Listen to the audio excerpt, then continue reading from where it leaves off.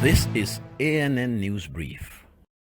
Heavy rains are continuing to bring death and destruction to East Africa. Rivers have burst their banks and destroying bridges and roads.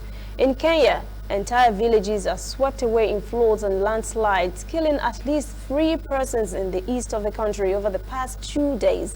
The United Nations says at least 3 million people were affected across the East and Horn of Africa, and thousands have been displaced. Also in Tanzania, 7 persons were killed by floods. Experts warn torrential rain will continue for another week. South African President Cyril Ramaphosa has said his government is working on measures that will see convicted rapists handed life sentences and given the harshest of labor when they land in prison. The government also wants to have register of sex offenders.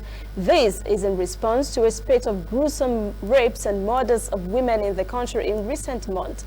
The latest incident involved a 21-year-old Precious Ramabulana who was found dead last week after being stabbed 52 times. President Ramaphosa visited her family in Makado, northeastern Limpopo region on Sunday, where he spoke of the new measures.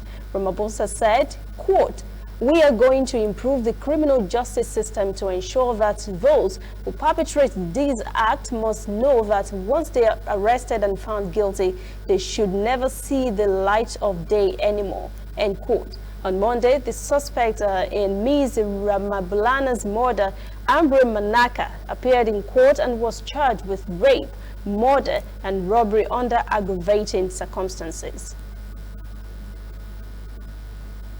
We'll be right back. Whether in your house, at your office, on your phone or online, we are there. We have the facts behind the headlines. We cut to the chase with the news you really need. We cover every angle.